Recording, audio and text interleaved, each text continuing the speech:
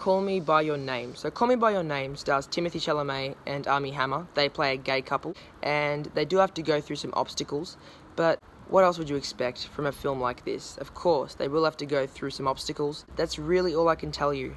This is one of those films where if I tell you any small details, the entire experience that is Call Me By Your Name will be ruined. There is one thing you should know going in though. There is one thing, but before we get to that, let's talk about this. My hair has changed a little bit. I did get highlights. It's a bit more blonde than usual. Who cares? Back to the movie.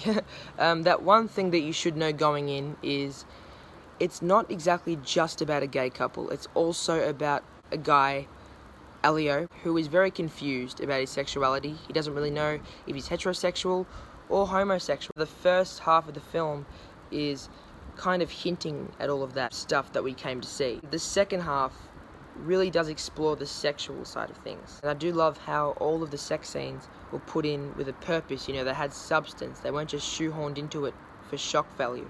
When I say, the first half kind of hints at what we came here to see, I mean, you know, them getting together and being a couple. It kind of hints at that in the first half. The second half is when we do get full-on relationship stuff. I won't go into details. The performances in this film make the movie almost. Timothée Chalamet is amazing. He's a new star.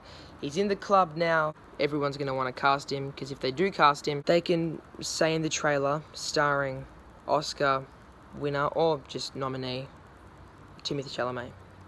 Yeah, anyway, he was amazing.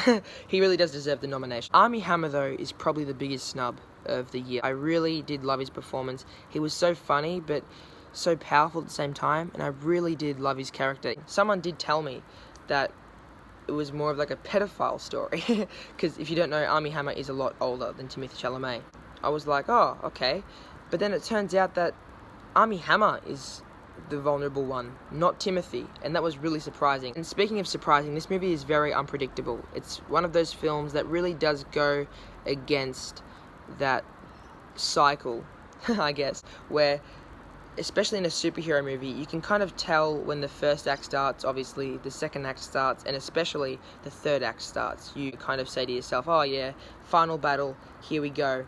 This movie, though, I didn't know what was going to happen. I didn't know if it was going to end now or in 30 minutes. It was so unpredictable and so realistic. And this film, if Three Billboards was out of the competition when it comes to Best Picture, this would be my backup pick. I really did love Call Me By Your Name. It's very unpredictable.